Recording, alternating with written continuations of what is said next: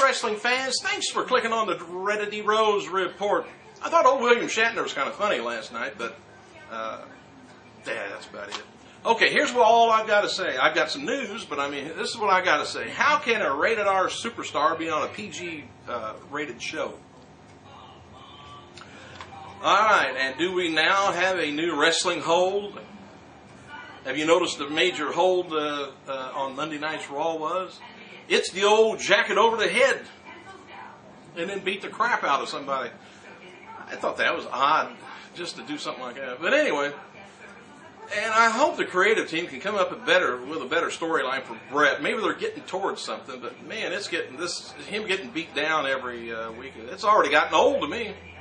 So anyway, I'm just suspecting. Here's what I'm forecasting. Batista and maybe some more is going to be aligning themselves with Vince. Remember back in the 80s and 90s? Now, Brett, he's going to have to get his crew together for protection and his backup to protect him, against Vince and his crew. So would it be the Hart, legacy thing, or is it going to be, some other people? All right, here's what happened when the show went off last night. John Cena came out and made the save for Brett.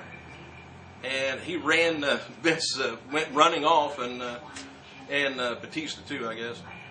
And then Sheamus versus Cena was, believe it or not, and it was for the title too. It was a dark match for the main event. Anyway, Batista interrupted and killing Cena with the steel steps and beating him down. And then Batista left, and the show ended with Cena getting up and cleaning house with Sheamus. So that's what we missed. Anymore, I've got a lot of you clickers left messages on the comments that didn't think too highly about the pay-per-view. And, anymore, the Monday show and even the Friday show is just as entertaining as the pay-per-view. That's not supposed to be right.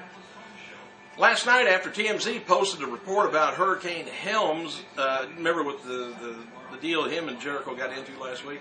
They found Soma last week on Hurricane, which is a muscle relaxer. It's either a relaxer or a painkiller, one or the other. I haven't taken one yet today.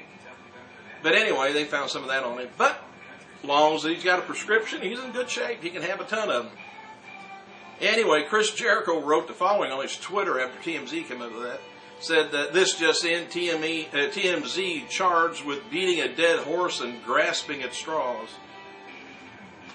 There was a report over the weekend saying that Hurricane Helms was being kept home from WWE TV tapings this week. Helms noted on his Twitter account that he was driving to Memphis, Tennessee, the site of tonight's SmackDown ECW taping.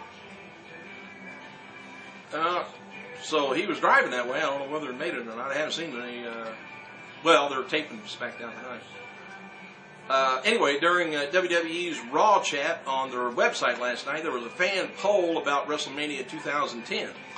The choices fans would vote on for where they would like to see the event were.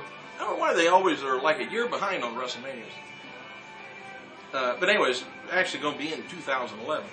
Would you rather see it in Louisiana Superdome, New Orleans, or Metrodome, Minneapolis, or Carrier Dome in Syracuse, Rogers Center up in Toronto, or Lucas Oil Stadium in Indianapolis? Apparently, they never say anything about the results yet. So as soon as they get the results in, I'll let you know. NASCAR driver Carl Edwards is going to be hosting next week's Raw, by the way.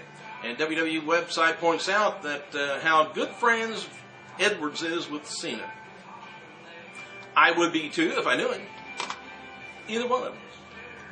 All right, this year's Royal Rumble match was the third shortest Rumble ever in just over 49 minutes long.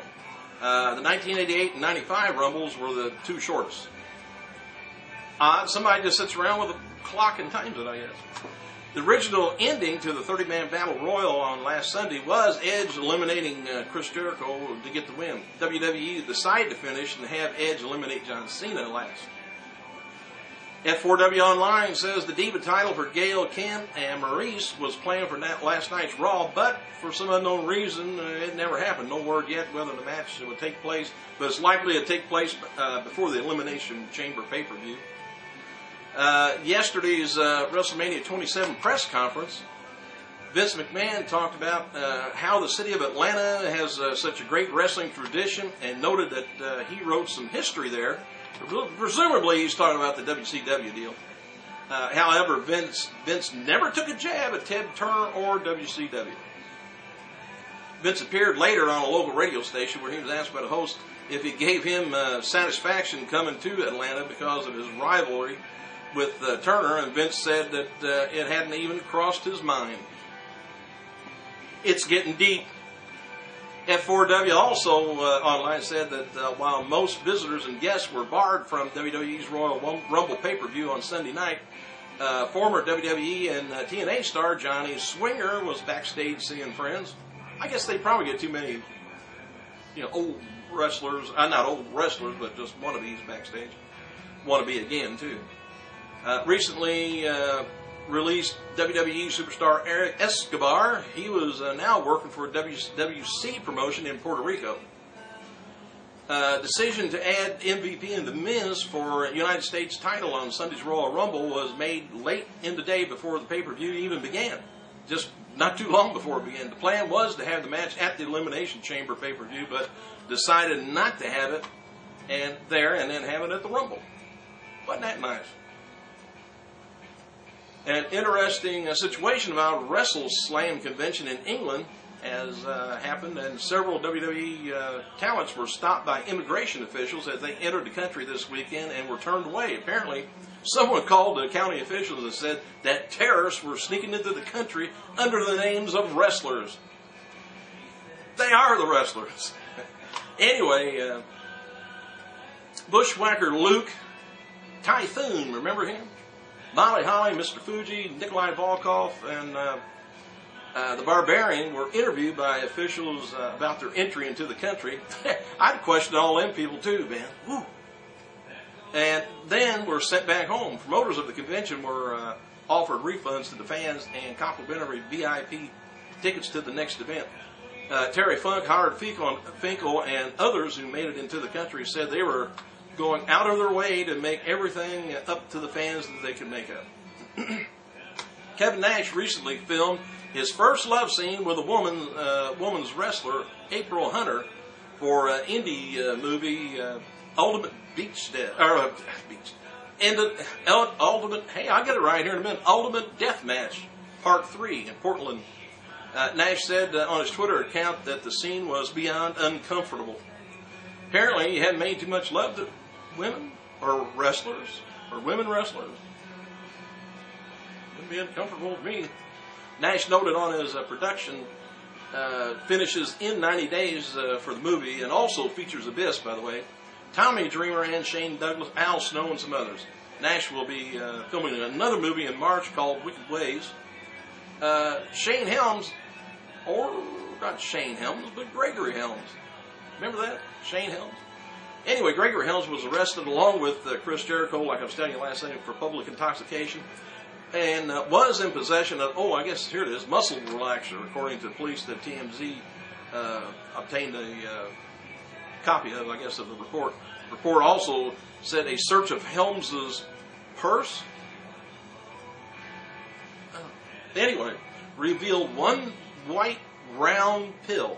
Cops said the pill found in his possession was a Soma, which is a generic version of a muscle relaxer, Carasoprol or something like that, and a Schedule 4 narcotic.